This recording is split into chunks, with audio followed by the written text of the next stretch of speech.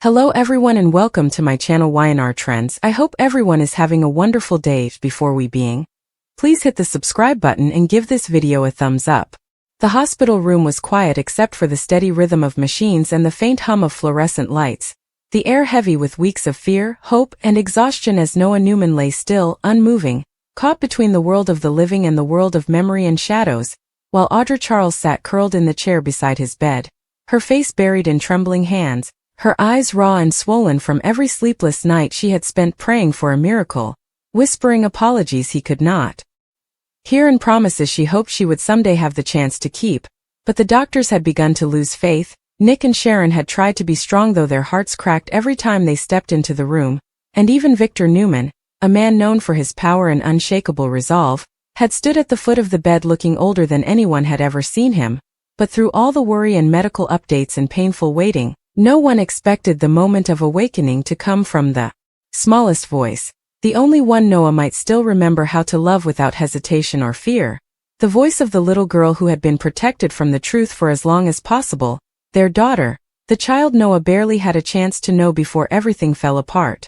She had been kept away because everyone thought that if he ever woke up, seeing her might overwhelm him, or worse, that seeing her ill and confused about where her father had gone might make her own emotional burden worse. However, on this particular day, Audra couldn't handle it any longer. She couldn't bear the weight of silence, the agony of waiting, and the crushing horror of picturing Noah drifting farther and farther away from them. So she took the child to the hospital, her tiny hand tucked into her mother's trembling one, her eyes wide, curious, scared, and filled with love, because she remembered her father, remembered the warmth of his arms, remembered the sound of his laugh, and remembered how safe the world felt when he was close. Audra whispered, "It's okay," as she assisted her onto the chair next to the bed and gently brushed her daughter's hair back. Though even Audra wasn't sure she still believed it, the girl moved over and reached her tiny fingers toward Noah's limp hand, saying in a gentle begging voice, "Daddy, wake up please. You can talk to him, he hears you even if he can't answer. It's me. I'm present." Noah's eyes fluttered, his fingers twitched, and his heartbeat monitor racing slightly quicker as if something inside him were clawing its way back into the light. "I need you," he said, and then something changed, a tremor, a spark, a ripple through the silence. "Daddy, wake up," was shouted again, louder and more urgently as Audra paused, her breath catching in her throat and her eyes darting to the monitors and then back to Noah's face, propelled by an inexplicable feeling deep in her chest. "I'm here, Daddy. Wake up please."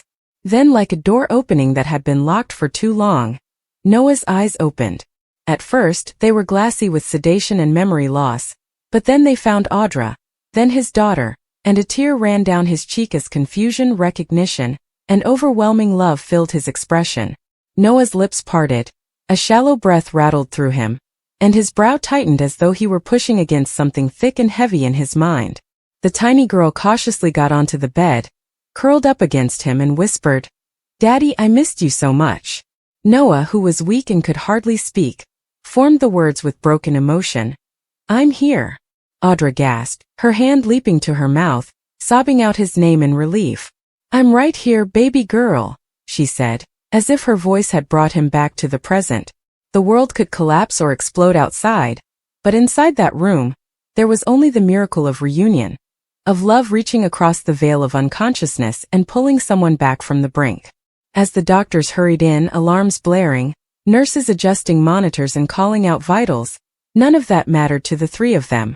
Audra's relief was quickly overshadowed by dread as Noah's memory gradually came back to her in bits and pieces, including flashes of the accident, arguments, and fear. She knew the truth about what had happened the night Noah went into that coma, the truth that had been haunting her ever since. She hadn't told him everything, and once he remembered, truly remembered, everything she had been trying to protect, everything she had kept buried would finally come crashing forward. In the meantime, outside the chamber, she loved her son with all her heart, but she also feared the storm that would follow his awakening.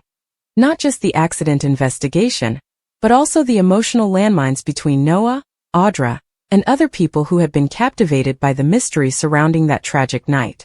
For this reason, Sharon clung to Nick with tears in her eyes and a slight tenseness in her jaw. Nick Newman was not a man who gave up once he set his mind to something. He had promised himself that if Noah survived, Nothing would stop him from learning the truth about what had happened, who caused the accident, and what secrets were still being kept. As he watched through the window, Nick felt a mixture of relief and unresolved anger. However, those anxieties remained silent in the background for the time being. For this one moment of suspension, the sound of Noah repeatedly uttering his daughter's name, as if it were the only word that had ever mattered, was all that mattered in that hospital room. The days following Noah's awakening felt like living inside a fragile dream, one that everyone in the Newman family feared could shatter with a single wrong movement.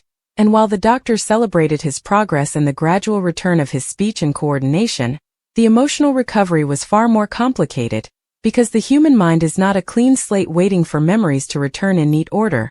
It is a battlefield, where trauma hides behind shadows and locked doors waiting for just the right trigger to break through, and Noah Newman found himself struggling against that very battle, haunted by flashes too quick to fully understand, faces without names, sounds without context, and the haunting sensation of falling, panic, headlights, and betrayal. But for now, he clung to the presence of his daughter who visited him daily, her innocent presence grounding him, reminding him of what mattered, and to Audra who hovered close, her every expression a mixture of relief and dread. Because while she wanted nothing more than for Noah to heal completely, she also knew that when his memories returned, the truth she buried would be right there waiting, and she didn't know whether Noah would forgive her or never want to look at her again. Sharon was cautious, careful to give Noah space, though her protective instincts burned hot beneath her calm surface, while Nick paced like a storm cloud on the verge of breaking open, his mind fixated on the unanswered question. Who did this to his son? Who left him bleeding and unconscious and nearly dead? Who stole months of his life and traumatized a child who had already lost so much? And why? Noah felt the pressure in every glance from his father, every hesitant smile from his mother, every silent plea from Audra, and it weighed on him as heavily as the cast that had once wrapped his chest. But the breakthrough came not during a moment of panic or struggle. It came quietly, unexpectedly, in a sunlit hospital afternoon while his daughter sat beside him coloring, humming softly, her small hand brushing his arm, and the simple sound of her humming, rhythmic and sweet, matched the rhythm of another sound in his memory, the tapping of a ring on a steering wheel, slow and deliberate, impatient, and the shadow that had been hovering in his mind suddenly had a shape. Noah's breath quickened, his heart hammering erratically, his hand instinctively gripping the sheets as something inside him unraveled. The scene flooding forward in a rush so sudden he nearly blacked out. The night of the accident, the argument in the parking lot, the shouting, the pleading, the fear, and the way the world spun into chaos. He remembered leaving the glam club, overwhelmed, needing air, needing clarity, the weight of everything with Audra and Sienna and the pressure from family all hitting him at once, and he remembered someone following him, calling his name, grabbing his arm. The memory snapped like lightning. It wasn't Audra, it wasn't Sienna, it wasn't someone random. It was Mitch, the man who had slithered into their lives under the guise of friendship, the man who had known exactly how to play vulnerable, how to manipulate sympathies, how to act harmless until the moment he didn't need to anymore. Noah remembered Mitch's voice, low and insistent, begging him not to leave, not to walk away, not to expose whatever scheme he had been working on behind the scenes with Sienna, with the money, with the threats, and Noah remembered telling him he was done, that he wasn't going to protect him anymore, wasn't going to be part of whatever twisted plan he was building, and Mitch, desperate and cornered, grabbed his keys, snatched them, blocked his path, and the argument escalated. Pushing, shoving. Panic, headlights flashing in the dark parking lot as a car approached, and then Mitch shoved him hard, harder than he meant to maybe, but hard enough to send Noah stumbling backward into the path of the oncoming vehicle, the screech of brakes far too late, the world blending into pain and silence. Noah's entire body shook with the memory as it played out with horrifying clarity, and he whispered the name, at first barely audible. Mitch! And Audra froze, her eyes going wide with terror because she had known for months that this truth existed somewhere inside him, waiting, rising, and she had hoped, selfishly, desperately, that it might stay buried forever. But now the fissure had cracked open, and there was no stopping what came next. Sharon immediately moved closer to Noah, gently placing a hand on his shoulder, asking questions softly, calming him, grounding him while Nick's jaw clenched, the name Mitch echoing through him like an explosion, anger rising so fast it was almost blinding. But Noah continued, halting and broken at first, but then stronger, the words tumbling from him as though finally freed after months trapped in darkness. He pushed me, we argued. He didn't want me to tell, he was scared, he shoved me. I fell. I couldn't stop. And as he spoke, Audra broke, tears streaming down her face as her entire body shook, because she had known, she had witnessed the aftermath, she had found Noah on the ground and Mitch panicked beside him, begging her not to call for help, insisting they could fix it, insisting it was an accident and no one needed to know. And in her fear and shock, she did the one thing she would regret forever. She protected Mitch. She protected the lie. She protected her own desperation to keep her life from falling apart. And she had lived every day since drowning in guilt. Nick turned to Audra, his voice low and dangerous, asking her if she knew, if she had kept this from them, from Noah, from their family, and Audra nodded, sobbing, apologizing over and over. But apologies meant nothing in that moment.